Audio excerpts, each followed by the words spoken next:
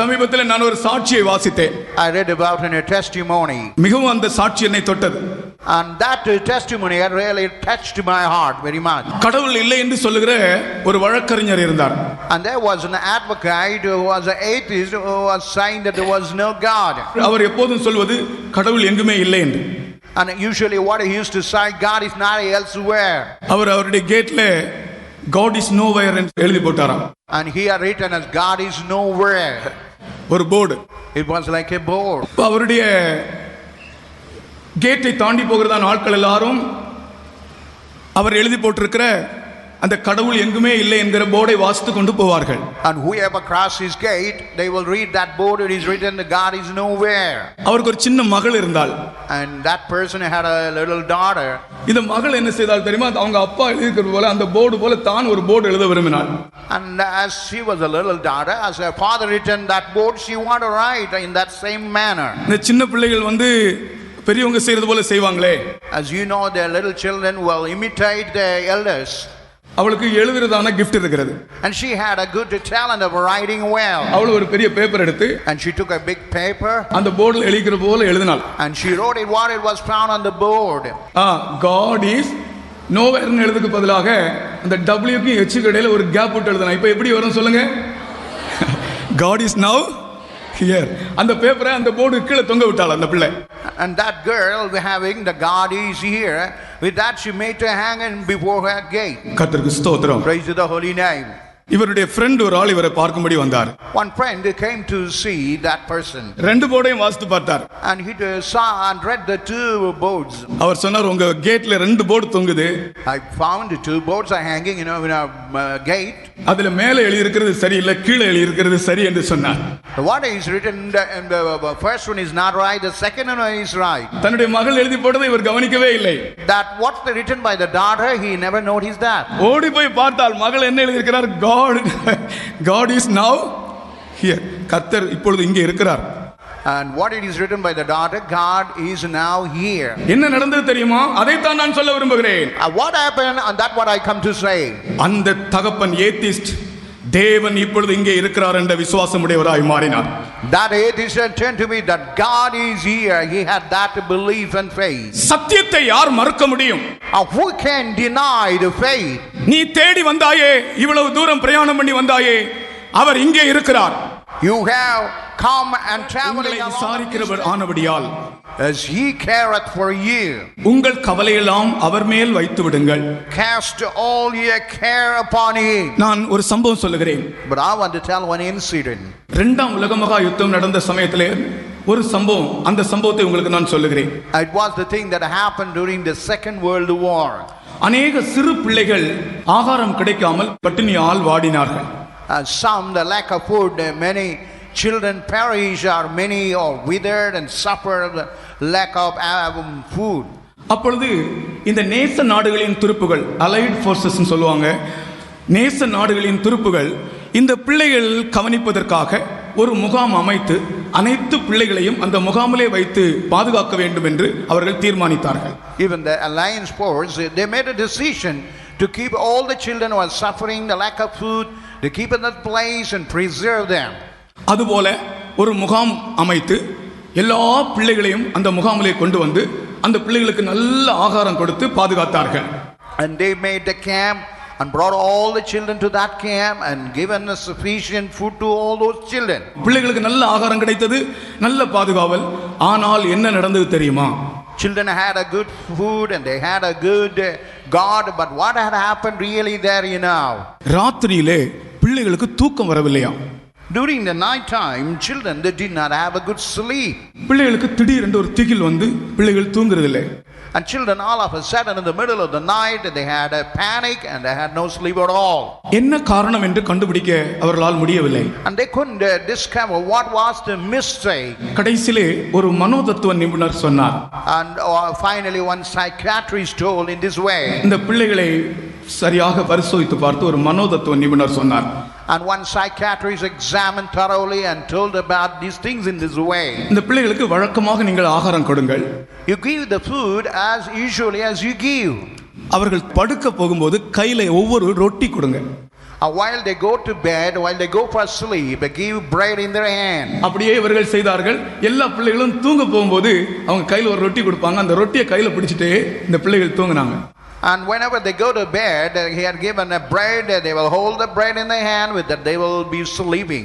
ரொட்டியை கையில பிடிச்சிட்டு தூங்கின போது அந்த ராத்திரி திகில் இல்லை, பிள்ளைகள் பயப்படவில்லை, சரியாய் தூங்கினார்கள். When they were holding that bread in their hand, all through the night they had a good sleep, no panic, nothing happened. அப்பொழுதுதான் அந்த மனோதத்துவ நிபுணர் சொன்னார், And then one of the psychiatrists told, பிள்ளைகளுக்கு இந்த முகாமிலே நீங்கள் சாப்பாடு கொடுத்தாலும் even though in the camp you provide food for those children, சில நாட்களுக்கு முன்பாக அவர்கள் பட்டினியால் வாடினார்கள் பாருங்கள். அந்த நாட்களிலே அவர்களுடைய மனதிலே அந்த உணவை குறித்த இந்த உணர்வு அது இன்னும் அப்படியே இருக்கிறபடியால் தான் ராத்திரியிலே அவர்கள் அந்த ஆகாரம் கிடைக்குமோ கிடைக்காதோ என்ற அந்த எண்ணத்திலே அவர்கள் எழும்புகிறார்கள். as they were suffering lack of food for certain days, that is found in the depth of the heart. That's why in the middle of the night they are awakened, thinking whether they would get the food or not. கையில ரொட்டி கொடுத்த உடனே அந்த ரொட்டி கையில இருக்க நிச்சயம் தூக்கம் வந்து விடுகிறது. And they had a bread in their hand, they are sure about the food, and they had good sleep. உங்கள் கவலை எல்லாம் அவர் மேல வைங்க, கையில ஒரு ரொட்டி கொடுத்துறாரு. You just cast all your cares upon him, and he will provide a bread in your hand. நீங்கள் எந்த காரணத்திற்காக கவலைப்படுகிறீர்களோ அந்த காரியத்தின் மேல் அவர் சர்வ வல்லவராக இருக்கிறார். Whatever the thing that you worry, and this God is omnipresent, and he is having all power over that. அவரை துதிப்போமா? Shall we all praise him? இந்த துதியோடு உங்களுடைய கவலை பாரங்கள் நீங்கி நீங்கள் இந்த இடத்திலிருந்து போவீர்கள். And while you praise, all your worries will go, and without worries and cares he will leave. அவர் உங்களை விசாரிக்கிறவராய் இருக்கிறபடியால் The Lord God who careth for you. உங்கள் கவலையெல்லாம் அவர் மேல் வைத்து. But I want to tell about a testimony. மரண தருவாயிலே ஆஸ்பத்திரியில் அனுமதிக்கப்பட்டிருந்த ஒரு ராணுவ வீரன் அவனை சந்திக்கும்படி ஒரு தேவனுடைய மனுஷன் போனார். Military man who was with the sick, was admitted. One a man of God went there to see him. அவனை போய் பார்த்து நான் உனக்கு என்ன செய்ய வேண்டும் என்று கேட்டார். And he went and asked him what he should do for him. அவன் மரண தருவாயில் இருக்கிறான். But he was even unto death. பேசுவதற்கு கூட சரியாய் பேச கூட முடியவில்லை. And even in the matter of speech he was not able to talk well. நான் உனக்கு என்ன செய்ய வேண்டும் என்று கேட்டபோது while he asked him what he should do for him, help me to die, நான் சாவதற்கு எனக்கு உதவி செய்யுங்கள் என்று சொன்னான். and he told him, help me to die. கர்த்தருக்கு ஸ்தோத்திரம். Praise to the holy name. அப்பொழுது அந்த ராணுவ வீரனுக்கு வாசிக்கப்பட்ட வசனம் தான் இந்த வசனம். Only for that military man, this verse is the verse which was read for him. தன்னை விசுவாசிக்கிறவன் கெட்டு போகாமல் நித்திய ஜீவனை அடைவான். And whoever that believe him not to perish but have eternal life. இந்த வசனத்தை எடுத்து இந்த தேவனுடைய மனுஷன் அவருக்கு வாசித்து காண்பித்தார். The man of God took this portion of the scripture and the word of God and read this portion to him. அப்பொழுது இந்த ராணுவ வீரன் எனக்கு ஒரு முறை கூட வாசியுங்கள் என்று சொன்னான். Even that military man, please once again read it back. அவர் திரும்ப வாசித்தார். And again that man of God read it. அதன் பிறகு அவரை இந்த வார்த்தை சொல்லும்படி சொன்னார். And he asked him to repeat the same verse. அவரை விசுவாசிக்கிறவன் கெட்டு போகாமல் நித்திய ஜீவனை அடைவான். And whosoever believe him not to perish but have everlasting eternal life. பயங்கர வேதனையோடு இருந்த மனுஷன் அவரை விசுவாசிக்கிறவன் கெட்டு போகாமல் நித்திய ஜீவனை அடைவான் என்று அவன் அப்படியே சொல்லி சொல்லி அப்படியே தூங்கி விட்டான். The man, he was telling that verse repeatedly, that not to perish but have eternal life. With that he slept. உடனே இந்த தேவனுடைய மனுஷன் வீட்டுக்கு போய்விட்டார். Then this man of God, he went back to his house. அடுத்த நாள் காலையிலே இவரை பார்க்கும்படி வந்தார். And the next early morning he came to see this person. வந்தால் அவருடைய படுக்கையில் அவர் இல்லை. While he came, he couldn't see him on his bed. அந்த வார்டுடைய அட்டெண்டரை கேட்டார். And he went to that warder of that attender. அவர் எங்கே என்று கேட்டார். Where is that? Where was that man? அவர் சொன்னார் அவர் காலையில மரித்து போனார். And that man early morning he died. மரிக்கும்போது ஏதாவது சொன்னாரா என்று கேட்டார். While he died, did he say anything? அவரை விசுவாசிக்கிறவன் கெட்டு போகாமல் நித்திய ஜீவனை அடைவான். அவரை விசுவாசிக்கிறவன் கெட்டு போகாமல் நித்திய ஜீவனை அடைவான். அவரை விசுவாசிக்கிறவன் கெட்டு போகாமல் நித்திய ஜீவனை அடைவான். அப்படியே கண்களை மூடினார் என்று அவன் சொன்னான். Whosoever believeth should not perish but have eternal life. He was telling and telling. Finally he closed his eyes. பாவத்தில் ஜீவிக்கிற தேவனுடைய பிள்ளையே, Person whoever living under sin, நீ தேவனுடைய பிள்ளை என்பதை நீ மறவாதே. Don't forget that you are a child of God அவர்தான் உன்னுடைய தகப்பன். and he is your father. நீ அவருடைய பிள்ளையாக இருந்து நீ பாவத்தில் ஜீவிக்கிறாய். And as you are the children of that father, you are living under sin. அவரை விசுவாசித்தால் உனக்கு ரட்சிப்பு உண்டு. If you believe, you have a salvation. நீ கெட்டு போக மாட்டாய். மான் கால்கள் போல் ஆக்கி And he will make my feet like a hind's feet. உயரமான ஸ்தலங்களில் என்னை நடக்க பண்ணுவார். And he will make me to walk upon high places. வாலிபர்களே, இந்த வசனம் கர்த்தர் உங்களுக்கு தந்த வசனம். And this word of God, the Lord had given the word of God for you. உங்கள் கால்களை மான் கால்களை போலாக்கி And God will make your feet like hind's feet. உயரமான ஸ்தலங்களில் உங்களை நடக்க பண்ணுவார். And even in the high places, God will make you to walk. உயரமான ஸ்தலங்கள் என்றால் எது தெரியுமா? What is meant by the high places, you know? தேவ சித்தத்தின்படி உங்கள் வாழ்க்கையில் உண்டாகிற உயர்வுகளை காண்பிக்கிறது. According to the will of God, what all the exaltation by God. வாலிபர்களே, தேவ சித்தத்தின்படி உங்கள் வாழ்க்கையிலே சில உயர்வுகளை உங்களுக்கு ஆண்டவர் தர முடியும். Oh young people, by the will of God, he could give certain exaltation. தன்னைத்தான் உயர்த்துகிறவன் தாழ்த்தப்படுவான். And whoever exalt himself will be abased. ஆனால் உன் உயர்தலங்களில் கர்த்தர் உன்னை நிறுத்துவார். But the Lord God will make you to stand in the high places. நான் ஒரு சிறிய சம்பவத்தை சொல்கிறேன், வாலிபர்கள் கவனியுங்கள்.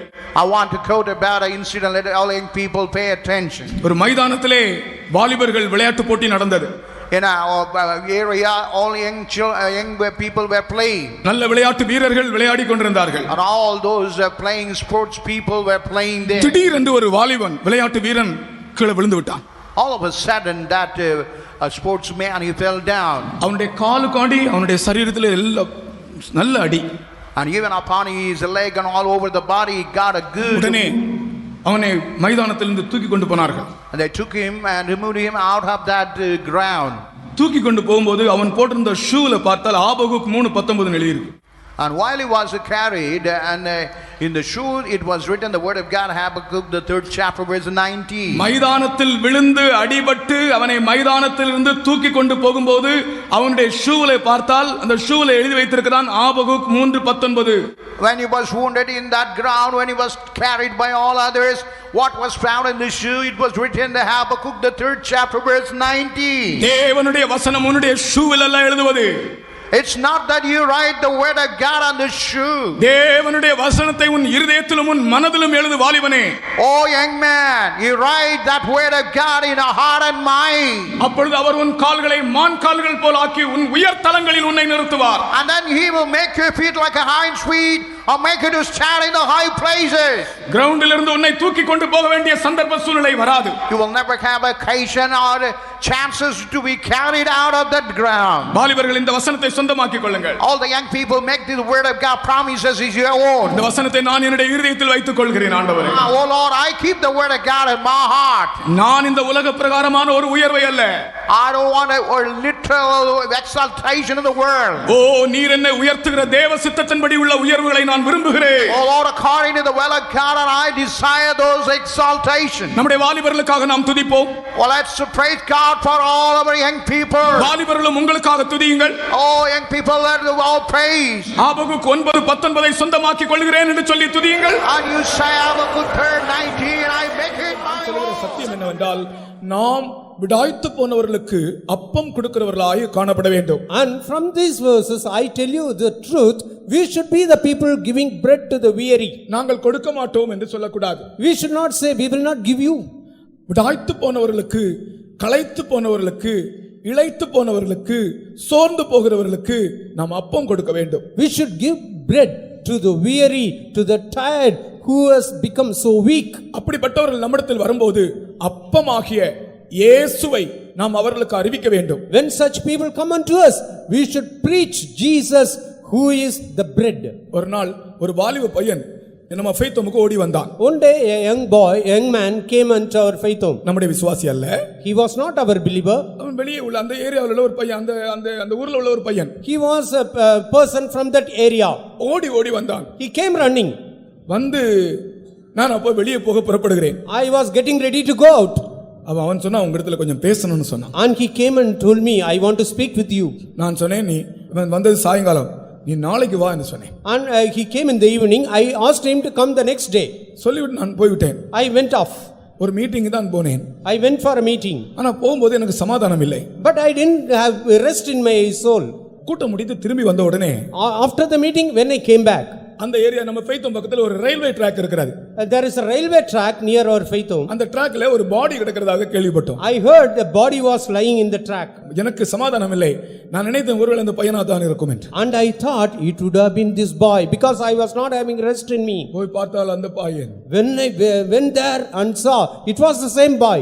ஐயோ, எனக்கு அந்த சந்தர்ப்பம் இன்றைக்கு கூட எனக்கு ஒரு மனசாட்சியை குத்துகிறதா தான் இருக்கிறது. அந்த நேரத்திலே ஒரு 5 நிமிஷம் நான் அவனிடத்திலே ஒரு அப்பம் கொடுத்திருந்தேன், ஆனால் அவனை நான் பாதுகாத்திருப்பேனே என்று. Even today, the incident is grieving my heart. I have given 5 minutes of my time, given bread to that boy. I could have saved him. எத்தனை பேர்கள் இதுபோல சோர்ந்து மாண்டு போகிறார்கள். So many people become weary and tired and die. Doctor Billy கிராமுடைய ஸ்டோரியில ஒரு சம்பவம் சொல்லுகிறார்கள். In the life history of Dr. Billy Graham, they quote one incident. Marilyn Monroe என்று ஒரு ஃபேமஸ் ஆக்ட்ரஸ் இருந்தாங்களா. There was a famous actress called Marilyn Monroe. அவங்க கர்த்தர் சொன்னாராம் அவளிடத்துல போய் சுவிசேஷம் அறிவிக்கிறது. The Lord told Billy Graham to preach the gospel unto that actress. இவர் அவங்களுக்கு ஃபோன் பண்ணி, நான் பில்லி கிராம் பேசுறேன், உங்களோட பேசணும்னு விரும்புறேன். And he rang up that actress and told her, I am Billy Graham speaking. உங்களை சந்திக்க விரும்புகிறேன். I want to meet you. அப்ப அவங்க கேட்டாங்களா, எதுக்கு சந்திக்க விரும்புறீங்க? And she asked, why are you trying to meet me? நான் உங்களோட இயேசுவை பற்றி சொல்லணும். I want to tell you about Jesus. அப்ப அந்த மர்லின் மன்றோ அடுத்த வாரம் வாங்கன்னு சொல்லி போனை வச்சிட்டாங்க. And that Marilyn Monroe said, you come the next week. அடுத்த வாரம் மர்லின் மன்றோ தற்கொலை செய்து கொண்டாள். The next week she committed suicide. நம்முடைய பாஸ்டர் மேனனை பற்றி ஒரு காரியம் சொன்ன நான் கேள்விப்பட்டேன். Pastor Menon. I heard about Pastor Menon, this one thing about him. Rajiv Gandhi இடத்துல போய் பேசுறதுக்காக ஒரு சந்தர்ப்பம் கேட்டாராம். He asked for a chance to speak with our past Prime Minister Rajiv Gandhi. அப்போ அவர் சொன்னாராம், எனக்கு ஸ்ரீபெரும்புதூர்ல ஒரு புரோகிராம் இருக்கிறது, அது முடித்த பிறகு நீங்க இடத்துல வந்து பேசுங்கள். I have an important program at Sriperumbudur. I will come back, then you can come and meet me. அருமையானவர்களே, நீங்கள் எல்லாரும் விளங்கிக் கொள்ளுங்கள். Beloved, do you understand from this? விடாய்த்து போனவர்களுக்கு அப்பம் கொடுக்கிறவர்களாய் நாம் காணப்பட வேண்டும். We should be the people giving bread to the weary. விடாய்த்து போகிற மாண்டு போகிற ஆத்துமாக்களை குறித்துள்ள பாரமுடையவர்களாய் காணப்பட வேண்டும். We should have the burden concerning the souls which are dying. எத்தனை ஆத்துமாக்கள் மாண்டு போகிறார்கள் திருச்சியிலே. Even in Trichy so many souls are dying. நீங்கள் திருச்சியில் இருக்கிறீர்கள், அவர்களுக்கு அப்பம் கொடுக்கிறீர்களா? You are in Trichy, are you giving them bread? What is meant by prayer?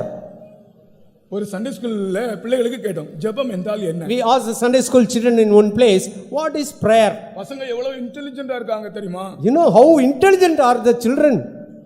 எல்லா பிள்ளைகளும் பதில் சொன்னாங்க. All children gave answers. நாம் தேவனோடு பேசுகிறதுதான் ஜெபம். We speaking with God is prayer. திருப்தி ஆகல எனக்கு. I was not satisfied with that. இன்னும் யாராவது கரெக்ட்டா சொல்வீங்களான்னு கேட்டேன். And will anybody else are there to tell it correctly, exactly? அப்ப பயங்கரமா ஒரு ஞானம் உள்ள ஒரு பையன் எழும்பி சொன்னான். Then a wise boy rose up and told, தேவன் நம்மிடத்தில் பேசும் வரைக்கும் நாம் தேவனிடத்தில் பேசுவதுதான் ஜெபம். The prayer is speaking unto God till God speaks to us. அவர் உன்னிடத்தில் பேசும் வரைக்கும் உன் ஜெபத்தை நிறுத்தாதே. Till he speaks to you, you should not stop your prayer. அவருடைய சத்தம் கேட்கும் மட்டும் நீ எழும்பாதே. Till you hear his voice, do not get up. உட்கார்ந்திரு. You sit down. செல்லும் செலவை கணக்கு பார். Count the cost. சிலருடைய ஜெபம் எல்லாம் 5 நிமிஷம், ஒரு சிலருக்கு குடும்ப ஜெபமே இல்ல. குடும்ப ஜெபம் ஒழுங்கா நடத்துறவங்க ஒரு அல்லேலூயா. அமெரிக்காவிலே 16வது ஜனாதிபதி ஒருவரால் இருந்தார். 16th President of United States of America, Abraham Lincoln was there. ஜனாதிபதி ஆவதற்கு முன்பு வக்கீலாக இருந்தார். Before he could become a president, he was a lawyer. ஒரு நாள் அப்படி ரோட்ல போய் கொண்டிருக்கும்போது One day he was walking in a street. அடிமைகளை வியாபாரம் பண்ணி கொண்டிருந்தார்கள். They saw that the slaves were sold. ஒவ்வொருவராக ஏலம் போட்டு கொண்டிருந்தாங்க. They were giving auction for all the slaves. ஒரு வாலிப பெண்ணை ஏலம் போட தொடங்கினார்கள். One young girl was a slave. She was put on auction. உடனே அவள் தாங்க முடியாமல் அழுதாள். Negro. She was a Negro girl. அவளுடைய இருதயம் தாங்க முடியாமல் அழுது விட்டாள். Her heart, he cried with her not able to bear. இதை இவர் பார்த்தாராம். He saw that girl. $400 அவளை ஆக்ஷன்ல அவர் எடுத்துட்டார். He took that girl for $400 auction. வீட்ல கொண்டு போனாராம். He brought that girl. அவளுக்கு வஸ்திரம் கொடுத்தாராம். He gave her the garments. சாப்பாடு கொடுத்தாராம். He gave her food. மகளே, நீ அடிமை அல்ல, நீ போகலாம், விடுதலையாய் போகலாம் என்று சொன்னார். He told, daughter, you're no more slave, you are freed, you can go. அவளால் அதை நம்ப முடியவில்லை. She could not believe. நீ எனக்கு அடிமை அல்ல என்று சொன்னாராம். He said, you're no more a slave unto me. அப்பொழுதுதான் அவள் சொன்னாராம், $400 கொடுத்து நீங்கள் என்னை வாங்கி எனக்கு ஆகாரம் தந்து எனக்கு வஸ்திரம் தந்து என்னை இப்படி விடுதலையாய் அனுப்புகிறீர்களே, உங்களுக்கே நான் மரண பரியந்தம் ஊழியம் செய்வேன் என்று சொன்னார். She told you paid $400 of money and you delivered me from slavery. All the days of my life till my death I'll be a servant unto you. கிறிஸ்தவ வாழ்க்கை என்பது இயேசுவுக்கு அடிமைகளாய் ஜீவிக்கிற வாழ்க்கை. Christian life is a life where you are living, yes, yeah, servants unto God. இப்பொழுது நீங்கள் பாவத்தினின்று விடுதலையாக்கப்பட்டு தேவனுக்கு அடிமைகளானதனால், now being freed from sin, become servants to God. அப்ப இந்த விசாரிப்பு யாருக்கு கிடைக்கிறது? Who will get this visitation? கர்த்தருக்கு அடிமையாய் ஜீவிக்கிற மக்களுக்கு தான் இந்த விசாரிப்பு கிடைக்கும். Those people are the servants unto God, they'll get this caring. நீ ஆண்டவருக்கு அடிமையாய் ஜீவிக்கிறாயா இல்லையா என்று உன்னுடைய இருதயம் சொல்லட்டும். Let your heart say whether you are servants unto God or not. அப்படி அடிமையாய் ஜீவிக்கிறவர்கள் தான் பரிசுத்தமாக முடியும். Only such people who are servants unto God. சொன்னார் pastor Selvam. Pastor Selva asked me baptize a sister belonging to the Lutheran church. அவங்க யாரும் ரட்சிக்கப்படவில்லை, புருஷன் அறியாம வந்திருக்காங்க ஞானஸ்நானம் பெற. Nobody was saved without the knowledge of the husband. She came to be baptized. நல்ல ஒரு பெரிய family. It was a big family. அவங்க எல்லாம் லுத்தரன் சபையில கோயர்ல பாடுற ஆட்கள். They were singing in the choir in the Lutheran church. ஞானஸ்நானம் கொடுத்த என்ன அவங்க அறிஞ்சாங்கன்னா என்ன தொலைச்சு கட்டிடுவாங்க. If they knew that I ought baptized, they would beat me. நான் ஞானஸ்நானம் கொடுக்க முன்னால் அந்த சிஸ்டர்ட்ட கேட்டேன், சிஸ்டர் உங்க புருஷன் அறிஞ்சா ரொம்ப பிரச்சனை பண்ணுவாரே, என்ன சொல்ல போறீங்கன்னு கேட்டேன். Before giving water baptism, I was sister, if your husband comes to know, she will create problems, what to do? அந்த சகோதரி சொன்ன ஒரே வார்த்தை, பாஸ்டர் என்னை கனம் பண்ணுகிறவனை நான் கனம் பண்ணுவேன் என்று கர்த்தர் சொல்லி இருக்கிறார். The word spoken by that sister, the Lord has said, he that honors me I will honor. அதற்கு மேல் எனக்கு பேச்சே இல்லை. I could not speak anything more. நான் ஞானஸ்நானம் கொடுத்தேன் அவர்களுக்கு. I gave water baptism. கர்த்தர் அவர்களை கனம் பண்ணினார். The Lord honored her. அவருடைய புருஷன் நம்முடைய சத்தியத்துக்கு வந்தார். Her husband came to our truth. அவருடைய பிள்ளைகள் நம்முடைய சத்தியத்துக்கு வந்தார்கள். Her children came to our truth. கர்த்தருக்கு ஸ்தோத்திரம். Praise be to God. நேற்றுக்கு அவங்க மகள் அமெரிக்காவுல இருந்து பஸ்டன் அங்க ஒரு இடத்துல இருந்து எனக்கு ஒரு gift கொடுத்து அனுப்பி இருந்தாங்க. அதே சிஸ்டருடைய மகள். Yesterday her own daughter has sent a gift from America to me. அங்க நம்முடைய விசுவாசிகள் உறுதியான விசுவாசிகளா இருக்கிறார்கள். There our believers are very strong. பெங்களூர்ல அவருடைய மகன் இருக்கிறான். At Bangalore the son is. அவர்கள் இப்ப சந்தோஷமாய் நம்முடைய ஐக்கியத்துக்கு வந்து கொண்டிருக்கிறார்கள். They are attending our fellowship with joy. என்னை கனம் பண்ணுகிறவனை நான் கனம் பண்ணுவேன், கப்பல் உடையாது. He that honors I will honor, the ship will not be broken. சத்தியத்தை உங்கள் மனதிலே எழுதி நீங்கள் போங்கள். Write down this truth in your mind. இந்த வார்த்தைகள் கல்வெட்டு போல உங்கள் இதயத்தில் காணப்படட்டும். May these words be engraved in your heart. யோசபாத்தே, நீ பொல்லாப்பு செய்கிற மனுஷனோடு தோழமை கொண்டு உன் கப்பலை கட்டினால் அது எஸ்யோன் கேபரிலே கட்டப்பட்டாலும் உடையும் உடையும்.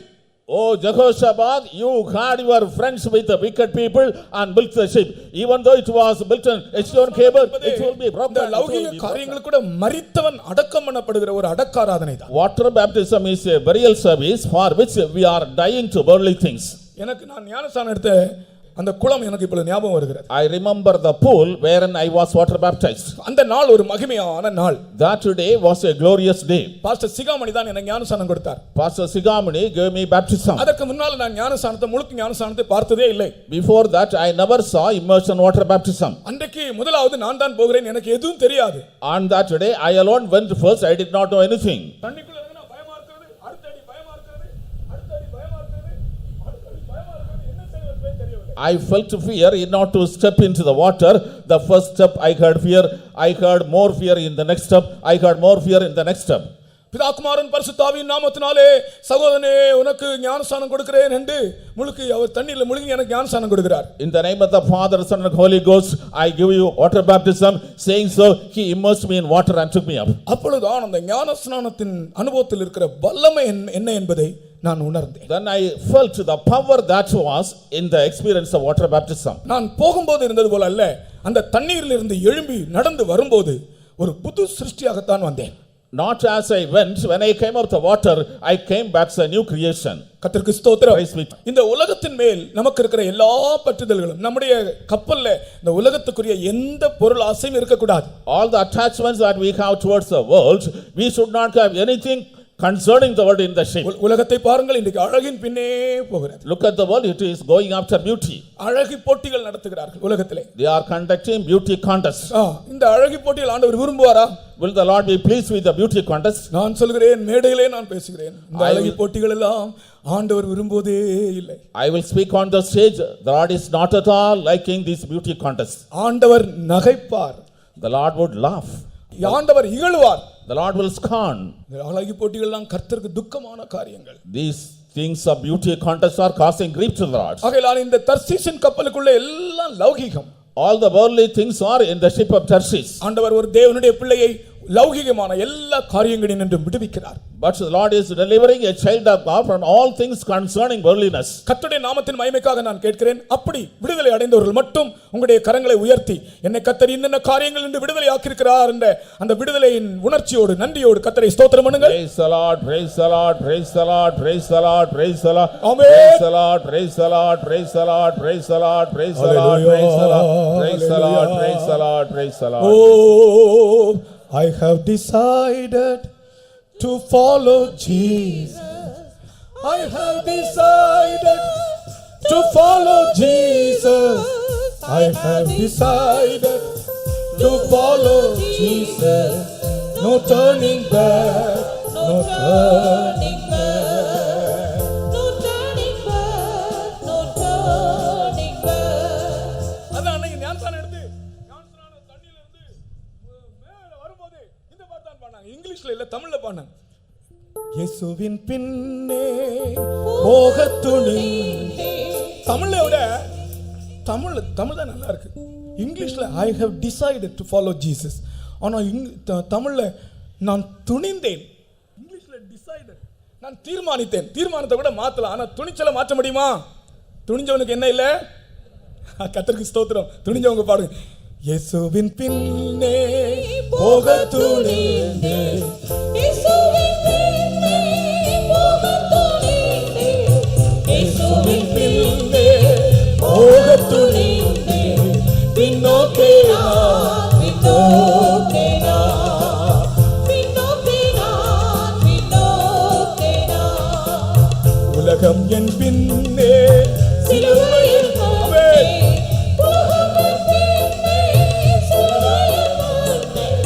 உலகம் என் பின்னே சிலுவையில் முன்னே.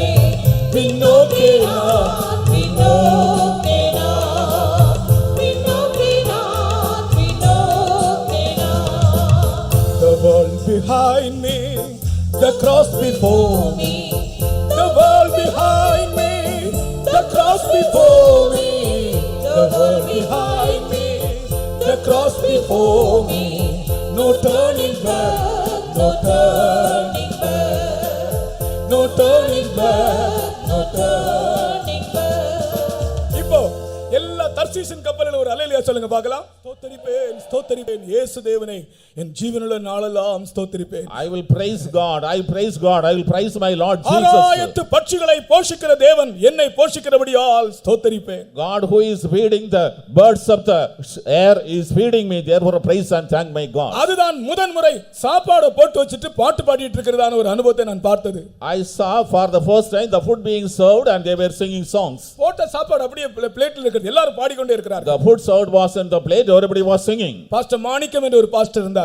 There was a pastor by name Pastor Manikam. பாடுங்க பாடுங்க என்றார். He said sing, sing. ஆகாயத்து பட்சிகளை போஷிக்கும் தேவன், ஆகாயத்து பட்சிகளை போஷிக்கும் தேவன், தினமும் என்னை போஷிப்பதால் ஸ்தோத்திரிப்பேன் நான். தினமும் என்னை போஷிப்பதால் ஸ்தோத்திரிப்பேன் நான். ஓ நாளை தினம் ஊனுடைக்காய் என் சிந்தைகளை, நாளை தினம் உன்னுடைக்காய் என் சிந்தைகளை கவலையற்றதாக்கினதால் ஸ்தோத்திரிப்பேன் நான்.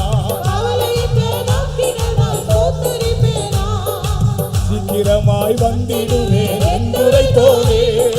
சீக்கிரமாய் வந்திடுவேன் என்றுரைத்தோனே. அதி சீக்கிரமாய் காண்பதினால் ஸ்தோத்திரிப்பேன் நான்.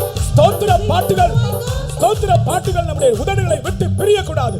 The words of praise should not get separated from our body. Pavul தேவனை ஸ்தோத்திரித்து தைரியம் அடைந்தான் அலெக்சாந்திரியா கப்பல்ல இருந்து இறங்கின உடனே. As soon as Paul got down from the ship of Alexandria, he praised God, sang God and was encouraged. இன்னைக்கு கர்த்தருடைய ஆலோசனையாக உங்களுக்கு சொல்லுகிறேன், கர்த்தர் உங்களுக்கு ஒரு பத்திரமான வாழ்க்கையை யாத்திரையை உங்களுக்கு அமைப்பாராக. As a counsel of God, I tell unto you, may the Lord provide a safe life. உன்னுடைய ஜீவியத்தில் சில பிரச்சனைகளை நீ சந்தித்துக் கொண்டிருக்கிறாய். You are facing certain problems in your life. இதோ மிதுனம் என்னும் கப்பலிலே கர்த்தர் உன்னை யாத்திரை செய்ய பண்ணுகிறார். Behold, the Lord makes you have your voyage in the ship of Castor and நீ Pollux. போய் சேர வேண்டிய இடத்தை போய் அமைதியாய் சேருவாய். You will reach your destination. ஒரு லில்லி என்று ஒரு சகோதரி இறந்து போனார். ஊழியக்கார சகோதரி. Recently, there was a sister, a servant of God by name Sister Lily, who passed away in the Delhi center. நாங்கள் எல்லாரும் ஒன்றாய் வளர்ந்தவர்கள். We had all grown up together. ஒன்றாக கூட்டங்களுக்கு போவோம். We used to attend meetings together. நான் முன்னாலே ஊழியத்துக்கு வந்தேன். எனக்கு பிறகு நான் நினைக்கிறேன் ஒரு 2 வருஷத்துக்கு பிறகு வந்திருப்பாங்கன்னு நினைக்கிறேன். I came to the ministry earlier than she did, and she followed, I think, a couple of years later. அவர்கள் ஊழியத்துக்கு வந்த பிறகு நார்த் இந்தியாவுக்கு மாறி போயிட்டாங்க. After she came to the ministry, she was transferred to North India. அப்ப எப்போது மெட்ராஸ் கன்வென்ஷன்ல தான் பார்ப்போம். And we used to meet one another only during the Madras convention. ஒரு நாள் நான் கேட்டேன். Once I happened to ask her. நீங்கள் எப்படி இருக்கிறீர்கள்? ஒரு சபையில பொறுப்பா இருக்காங்க ஒரு சபையில. And she was in charge in one of the assemblies. I asked her how she was doing. ஞாயிற்றுக்கிழமை உங்க சபையில எத்தனை பேர் வருவாங்கன்னு கேட்டேன். I asked her how many people attend church for a Sunday service. அவங்க சொன்னாங்க ஞாயிற்றுக்கிழமை 10 பேர் வருவாங்க. And she said very ordinarily around 10 people. எத்தனை பேர்? How many people? எத்தனை பேர்? How many? ஞாயிற்றுக்கிழமை 10 பேர் வருவாங்களாம். There'd be just about 10 people attending the Sunday worship service. இந்த பக்கம் எல்லாம் வேலை செய்றவங்களுக்கு அது தெரியறது இல்ல. And people who are serving the Lord in these regions here, they don't understand it. எனக்கு ஆச்சரியமா இருந்தது. And I was amazed. நான் கேட்டேன் நீங்க எப்படி சாப்பிடுறீங்க? And I asked her, how do you sustain yourself? How do you eat? வீட்டு வாடகை கொடுக்கணும். You have to pay a rent. House இந்த டெலிபோன் பில் கட்டணும். And a telephone bill has to be paid. Electric bill கட்டணும். Electricity bill has to be paid. எப்படி 10 விசுவாசிகள்ல பிள்ளைகள் எத்தனை பேர்? பிள்ளைகள் 4 பேர். And out of the 10 people, how many are children? She said 4. நான் கேட்டேன் நீங்க எப்படி சாப்பாடு? அந்த சிஸ்டர் சொன்ன சாட்சி என்ன தெரியுமா? ஃபாஸ்டிங் டேஸ்ல ஃபாஸ்டிங், மற்ற நாட்கள்ல ஒரு நாள் கூட ஆண்டவர் பட்டினி போட்டதில்லை. And I asked her how she was able to manage her food, but she said during the days when we are supposed to fast, we used to fast, and during the rest of the other days, the other courses of the day, the Lord fed us sumptuously. We never ever lacked food. உனக்கு வேண்டிய ஆகாரத்தை விசுவாசத்தால் நீ ஆண்டவரிடத்தில் வாங்க வேண்டும். You have to receive through faith the food that's needful for you from the Lord. பரிந்து பேசுகிற பக்தி உள்ளவர்கள் எழும்புவார்கள். And wanting to intercede with God, God will raise some godly people. ஒரு நாள் நான் கேரளாவிலே ஒரு கன்வென்ஷன் போயிருந்தேன். Once I went to Kerala for convention. ஒரு வயதான ஐயா என்னிடத்தில் வந்து நான் உங்களுக்காக ஒவ்வொரு நாளும் ஜெபிக்கிறேன் என்று சொன்னார். When I went to Kerala, one Appachan, that old man, and daily I pray for you. நான் நினைத்தேன் இந்த அப்பச்சன் சும்மா சொல்றார், பொய் சொல்றார் என்று நினைத்தேன். I thought that Appachan, that old man, is telling a lie. அப்ப நான் பேசாமல் நின்றதை பார்த்து அவர் விளங்கிக் கொண்டார், அவர் சொன்னதை நான் விசுவாசிக்கவில்லை என்று. When I stood silent, he thought what he had told me, that I did not believe it. அவர் அவருடைய டைரி எடுத்து காட்டினார். And he took his diary and showed me. சில பெயர்கள் எழுதி இருக்கிறார். And he had written certain names. ராத்திரில 2 மணிக்கு எழும்பி ஜெபிக்கிறார். And waking up in the middle of the night, 2 o'clock. சில பெயர்கள் இருக்கிறது, அதுல என்னுடைய பெயரும் எழுதி இருக்கிறேன். And he had written certain names in between. My names also were written. நான் அசந்து போனேன். But I was greatly astonished. கர்த்தாவே, என்னை அறியாத ஆட்கள், எனக்கு பழக்கமில்லாத ஆட்கள், எங்கேயோ ஒரு இடத்திலே, என்னுடைய சொந்த இடத்திலும் கூட இல்ல, எங்கேயோ ஒரு இடத்திலே இருந்து எனக்காக ஜெபிக்கிறார்களே. The people who have not known, even the people who are not in my place, but they are somewhere, but in that place they are praying and praising for me. கர்த்தருக்கு ஸ்தோத்திரம். Pray to the holy name. நீங்கள் எரேமியாவை போன்ற ஆட்களாக இருந்தால், if you are like a man, like a Jeremiah, அநியாயமாய் துறவிலே போடப்பட்டாலும், even though you are cast into that well unrighteously, அங்கிருந்து உங்களை விடுவிக்கும்படியாக, only to deliver out of that place, யாரோ ஒருவர், உங்களுடைய சொந்தக்காரர் அல்ல, உங்களுக்கு பழகினவர் அல்ல, ஒரு பக்தியுள்ள மனுஷன் எங்கேயோ இருந்து உனக்காக ஜெபிக்கிறான். somewhere, not your relatives or known person, but person who never know, godly man would be praying for you. அநியாயமாய் நீங்கள் கஷ்டத்தினூடாக போகும்போது, while you go unrighteously in affliction, தேவ சமூகத்தில் நமக்காக பரிந்து பேச பக்தி உள்ளவர்களை கர்த்தர் எழுப்புகிறார் என்ற விசுவாசமுடையவர்கள் மட்டும் முழங்கால் நின்று கர்த்தரை துதிப்பார்கள். ஒரு சம்பவத்தை சொன்னது ஞாபகம் வருகிறது. I remember what an incident told my teacher. அதாவது இத்தாலியா தேசத்திலே ஒரு புகழ்பெற்ற ஒரு ஓவியன், ஆர்டிஸ்ட் ஒருவன் இருந்தான். In Italy, there was one famous artist. அவன் உலக புகழ் பெற்றவன். and he was a world famous. ஒரு நாள் அவன் நினைத்தானாம், கர்த்தராகிய இயேசு கிறிஸ்து 12 வயதாக இருக்கும்போது எப்படி இருந்திருப்பார் என்பதை கற்பனை பண்ணி ஒரு சித்திரம் வரைய வேண்டும் என்று விரும்பினான். And he desired how would the Lord Jesus Christ would have appeared while he was 12 years old. He wanted to draw an artist with that. அதற்காக இத்தாலியா தேசத்திலிருந்து பாலஸ்தீனா தேசத்துக்கு போய் அங்கே 12 வயது நிறைந்த அநேக யூத பையன்களை அவன் ஒவ்வொருவராக பார்த்தானாம். கடைசியாக ஒரு அழகான பையனை பார்த்து இயேசு இவனை போல் தான் இருந்திருப்பார் என்று திருப்தியாகி அந்த பையனை பார்த்து அந்த சித்திரத்தை வரைந்தானாம். And he traveled from Italy to Palestine and he was choosing the 12 years old boy. Finally he came to a very handsome boy. He thought that Jesus would have appeared while he was 12 years old in the same way, but that he started making that art. அந்த சித்திரம் மிக பிரசித்தி பெற்றதாய் மாறிவிட்டது. And that art has became a very famous and popular. அநேக வருடங்கள் கழிந்து போயின. Many years passed by. இப்பொழுது இந்த ஆர்டிஸ்ட் இவனுக்கு இன்னொரு ஆசை வந்ததாம். Now the artist had another desire. யூதாஸ் எப்படி இருந்திருப்பான்? How would be the Judas Iscariot? யூதாஸ் எப்படி இருந்திருப்பான்? அதை ஒரு படமாக ஒரு சித்திரமாக வரைய விரும்பினான். And he desired how would be that Judas Iscariot. He want to draw it as a drawing. அதற்காக இவன் திரும்பவும் இத்தாலியாவிலிருந்து பாலஸ்தீனா தேசத்துக்கு போய் யூதாஸை போன்றிருக்கிறதான ஒரு யூதனை ஒரு மனுஷனை அங்கே தேடினான். He traveled from Italy to Palestine, the man who could appear like a Judas Iscariot, but that he was seeking and want to draw that his figure. ஆனால் இவனுக்கு கிடைக்கவில்லை அப்படிப்பட்ட ஆள். And he was not able to get that figure. கடைசியில் ஒரு ஜெயிலுக்கு போனானா. Finally he went to the prison. இந்த ஜெயிலில் இருக்கிறதான திருடர்களை பார்த்தால் யூதாஸை போல ஒரு ஆள் அவனுக்கு கிடைக்குமா என்று. While he went into the prison, whether he could see anyone who would appear like Judas Iscariot. ஒவ்வொருவராக அந்த ஜெயிலை பார்த்து கடைசியில் ஒரு இருட்டறையிலே ஒரு திருடன் இருந்தானாம். அந்த திருடனை பார்த்தால் இவனுக்கு இவனுடைய சாயல் யூதாஸை போல இருக்கும் என்று அந்த ஆர்டிஸ்ட் இவனை பார்த்து வரைவோம் என்று அவன் பக்கத்தில் போனானாம். And finally, in the corner of that prison, there was a cell. In the darkened cell, one boy was there, and he was approaching near. He would be like the appearance of Judas Iscariot. அவன் போய் இந்த திருடன் இடத்துல நான் உன் படத்தை வரைக்கப் போகிறேன் என்று சொன்னான். And he went into that prison and told that robber, I'm going to draw you a figure. அந்த திருடன் கேட்டானாம், நானே ஒரு திருடன் இருக்கிறேனே, நானே ஒரு ஜெயிலில் இருக்கிறேனே, என் படத்தை எதற்காக வரைக்கிறீர்கள் என்று கேட்டான். I'm a robber, I'm in the jail, in the prison, why you draw my figure? அப்பொழுது இவன் எப்படி சொல்வது யூதாஸை போல ஒரு ஆளை தேடினேன் என்று.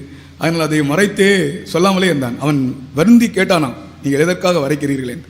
அப்பொழுதுதான் இவன் சொன்னானாம், யூதாஸை போல ஒரு ஆளை தேடினேன், உன்னை பார்த்தால் யூதாஸை போல் இருக்கிறது, ஆகையினால் தான் நான் உன்னை வரையப் போகிறேன்.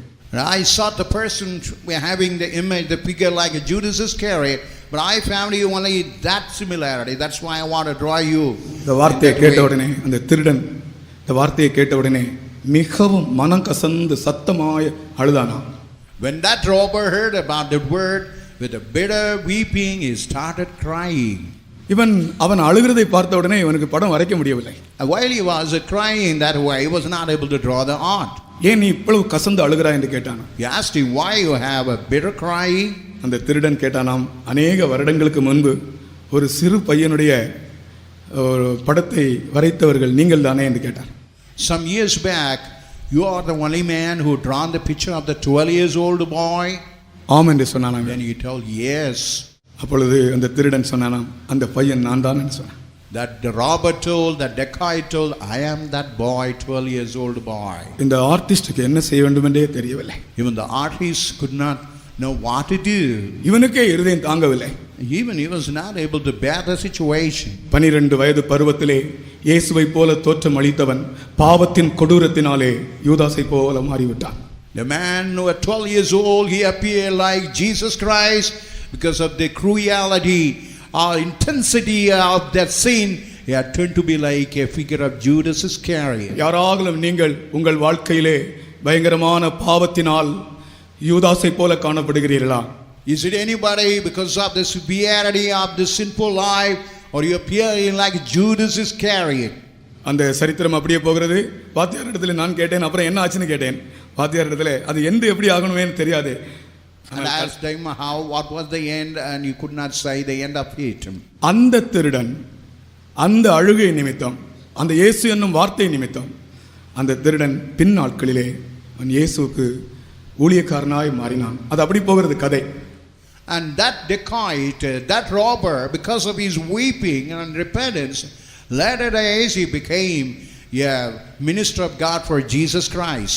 உன் இருதயத்தின் ஆழத்திலிருந்து மனங்கசந்து அழமாட்டாயா? உன்னை பிரகாசிப்பிக்கிற மெய்யான ஒளி இயேசு கிறிஸ்து. Would he not weep and lament and cry out, the Lord Jesus Christ, the Lord who lighted you? இப்பொழுது நாம் எதற்காக துதிக்க போகிறோம் தெரியுமா? Now for what purpose we are going to praise God now? அநேகருக்கு பாவத்தில் விடுதலை இல்லை. Many have no deliverance out of sin. அவர்கள் மேல் இந்த மெய்யான ஒளி இப்பொழுது வீச வேண்டும். And now over him this true light should shine upon. அவர்களுடைய அந்தகாரம் இப்பொழுது மாற்றப்பட வேண்டும். All the darkness now சாசுக்கு எதிர்த்து நிற்க போகிறோம். Now we are going to praise God and going to resist. சிலருடைய சரீரத்திலே, சிலருடைய குடும்பங்களிலே பிசாசின் போராட்டங்கள். In family, in the body, they have some kind of conflict of the devil. ஒரு சம்பவம் சொல்லுகிறேன், கேளுங்கள். But I want to cite an incident. ஆப்பிரிக்காவிலே ஒரு இடத்தில் ஒரு சபை ஆராதனை நடந்து கொண்டிருந்தது. In Africa, in one church, their church service was going on. திடீரென்று ஒரு மந்திரவாதி உள்ள வந்தான். All of a sudden, a magician entered into that service. சபையில கொஞ்சம் பேர் தான். Only that congregation was a little congregation. திடீரென்று ஒரு மந்திரவாதி உள்ளே வந்து, all of a sudden a magician entered in. நான் இப்பொழுது உங்கள் மத்தியில் ஒரு அற்புதத்தை செய்ய போகிறேன். Now I'm going to do a wonderful thing. அதற்கு மேலாக உங்க இயேசு செய்ய முடியுமா? And above it, whether Jesus is able to do that. செய்தால் நான் இயேசுவை விசுவாசிக்கிறேன். If that Jesus is able to do, I believe that Jesus. அந்த சபையார் எல்லாரும் விசுவாசம் உள்ளவர்கள், அவர்கள் இயேசு செய்வார்னு சொன்னாங்க. And that congregation, they had a good faith and belief. They said, yes, surely Jesus would do. உடனே இவன் என்ன செய்தானாம்? முகம் குப்புற படுத்து கொண்டானாம். And what he did that he just fell flat. இந்த மந்திரவாதி, and that the magician, முகம் குப்புற படுத்து ஏதோ ஒரு மந்திரம் சொல்லி கொண்டே இருந்தான். and he was falling flat and he was just saying some incantation. கொஞ்ச நேரத்துல அவனுடைய பாடி அப்படியே உயர ஆரம்பித்ததாம். In a few minutes his body started soaring higher. அந்த பிரசங்க பீடம் அளவுக்கு அவனுடைய பாடி அப்படியே உயர்ந்து விட்டதாம். To the height of the pulpit his body has been raised up. பாருங்கள் பிசாசினுடைய வல்லமை. See the power of the devil. அந்த சபையார் என்ன செய்தார்கள் தெரியுமா? What their church congregation, what they did now, இயேசுவின் நாமத்தில் இவனுக்குள்ள இருந்து வெளியே போ சாத்தானே என்று அதட்டினார்கள். and they rebuked the spirit in that man, let it come out. உருளைக்கிழங்கு மூட்டை கீழே விழுறது மாதிரி தொப்புன்னு கீழே விழுந்தாங்க. Just like a big sack of potatoes falls in such a way, all of a sudden he fell down. அப்படியே முகம் குப்புற தொப்புன்னு கீழே விழுந்து செத்தது போல கிடந்தான். கை கால் அசைக்க முடியவில்லையா? And he fell suddenly upon the floor, not able to move his feet or leg. அவர்கள் சொன்னார்களாம், இயேசுதான் உண்மையான தேவன், நான் ஏற்றுக்கொள்கிறேன், விசுவாசிக்கிறேன் என்று நீ சொல்லு. அவன் சொல்லுகிறது வரைக்கும் அவனுக்கு கை கால் அசைக்கவே முடியவில்லையா? You say Jesus Christ, the true God, the living God, until he was able to pronounce it or admit it, he was not able to shake his hand. கடைசியில் அந்த மந்திரவாதி இயேசுதான் உண்மையான தேவன், விசுவாசிக்கிறேன் என்று சொன்னபோது அவனுடைய கை கால்கள் சரியாயிற்று. Then the magician told, I believe the Lord Jesus Christ is the true God. I believe him. Then his hand was and leg was okay. பிசாசுக்கு எதிர்த்து நிற்போம். எத்தனையோ குடும்பங்களில் பிசாசுனுடைய போராட்டங்கள். In many families there are a lot of struggle and conflict. இந்த வசனத்தை விசுவாசிக்கிறீர்களா? Do you believe this is the word of God? இப்பொழுது ஸ்தோத்திரத்திலே பிசாசோடு எதிர்த்து நிற்போமாக. And with the praises, I want to say about an incident. ஜெரி என்பவர் ஒரு தேவனுடைய ஊழியக்காரர். And Jerry was a man of God. இவர் தன்னுடைய குடும்பத்தோடு ஊழியம் செய்து கொண்டிருந்தார். And he was doing the ministry as a family. அந்த சாட்சியை வாசித்ததனால் நான் சொல்லுகிறேன். As I read the testimony, I want to tell you. ஒரு நாள் இவரும் இவருடைய குடும்பமும் இரவு உணவு சாப்பிட்டு கொண்டிருந்தார்கள். One day he and his all family members they had the night supper. இவரை சுட்டுக் கொல்லும்படியாக திடீரென்று ஒருவன் அவருடைய வீட்டுக்குள்ளே வந்தான்.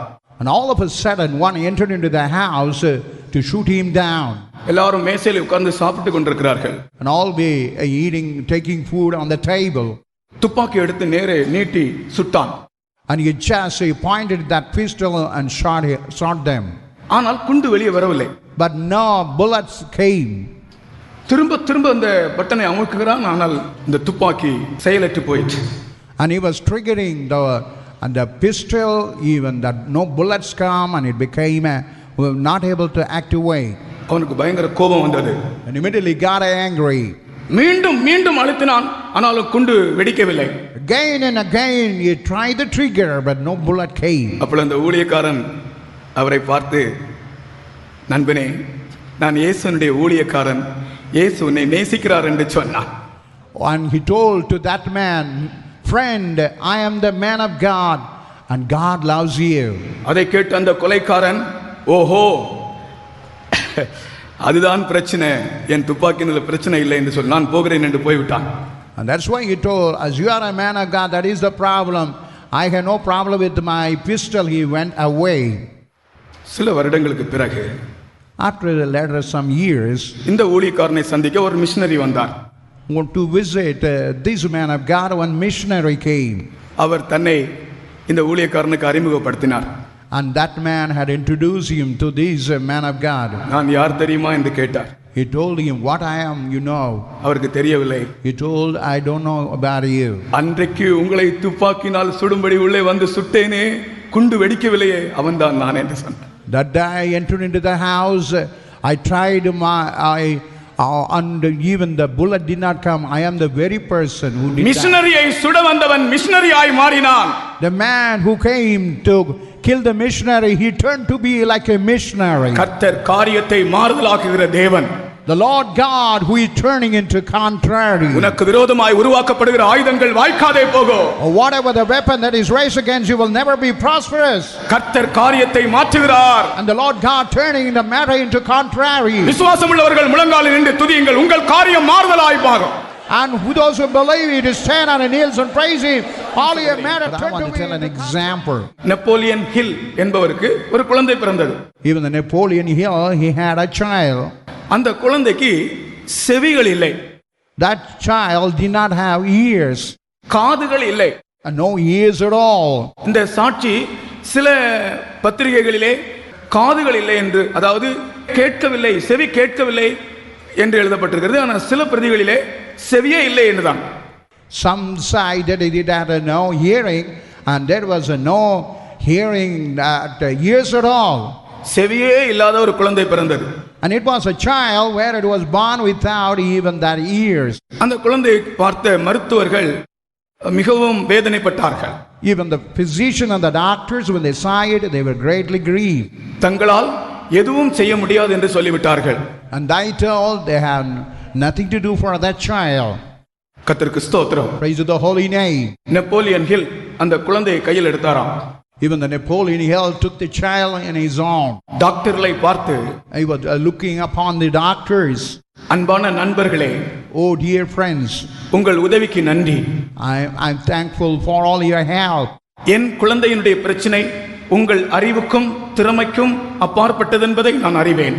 I know even the problem my child is beyond your help, your recognition.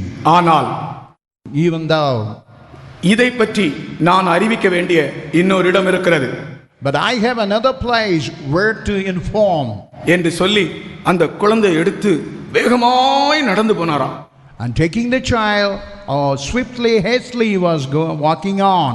ஒரு குறிப்பிட்ட தூரத்திலே போய் கர்த்தரிடத்திலே அந்த குழந்தையை காட்டி கதறி கதறி அழுது ஜெபித்தாராம்.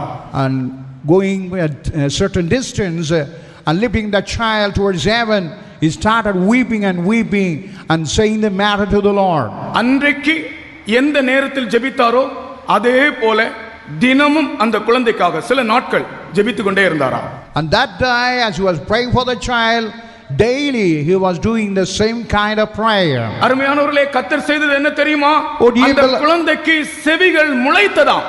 Oh dear beloved, what I want to say, what happened to the child now? Even the ear had came. காதுகள் இல்லாதிருந்த குழந்தைக்கு காதுகள் முளைத்ததாம். Even the child would have no ears. Even the ears started growing. ஒரு சகோதரி என்னிடத்திலே தான் கண்டதை சொன்னார்கள்.